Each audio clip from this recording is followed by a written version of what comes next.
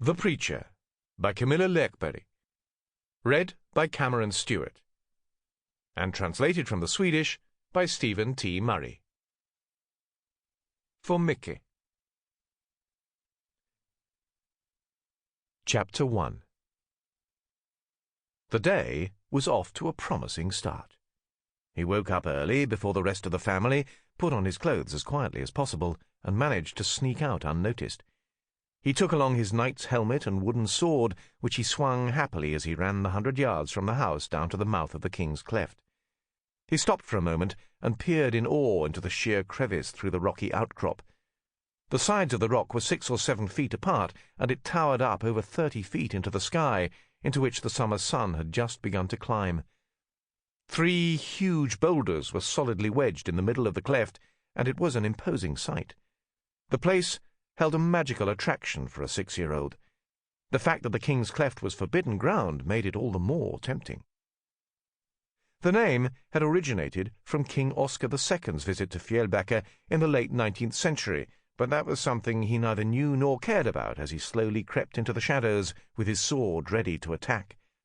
His father had told him that the scenes from Hell's Gap in the film Ronja Rövardotter had been filmed inside the King's Cleft. When he had watched the film himself, he felt a little tickle in his stomach as he saw the robber chieftain, Mattis, ride through.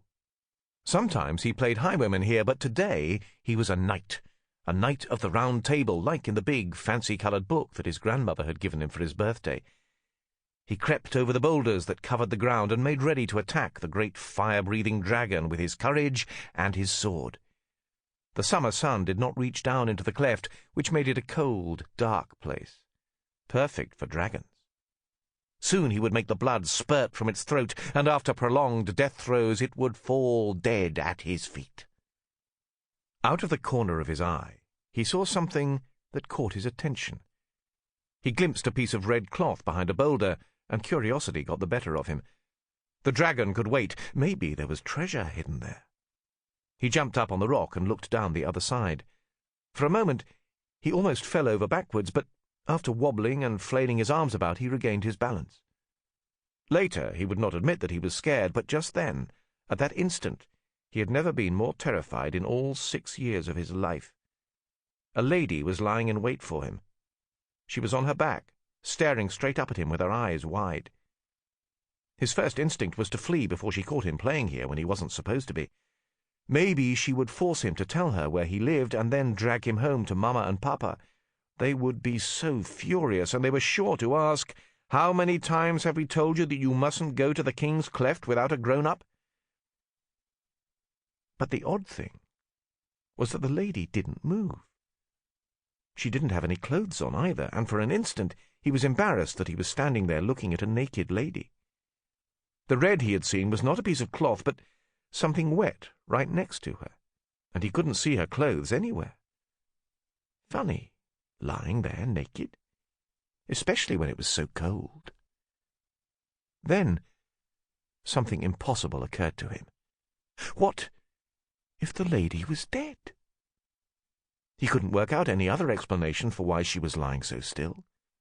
The realization made him jump down from the rock, and he slowly backed towards the mouth of the cleft.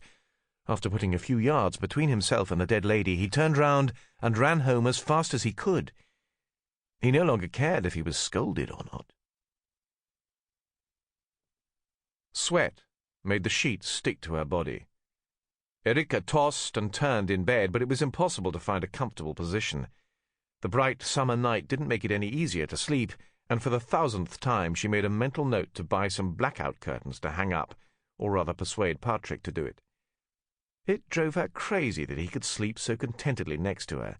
How dare he lie there snoring when she lay awake night after night?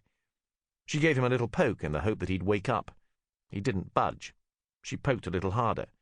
He grunted, pulled the covers up, and turned his back to her. With a sigh, she lay on her back with her arms crossed over her breasts and stared at the ceiling. Her belly arched into the air like a big globe, and she tried to imagine her baby swimming inside of her in the dark.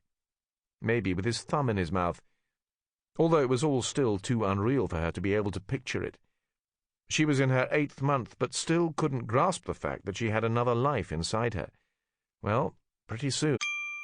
Sample complete. Ready to continue?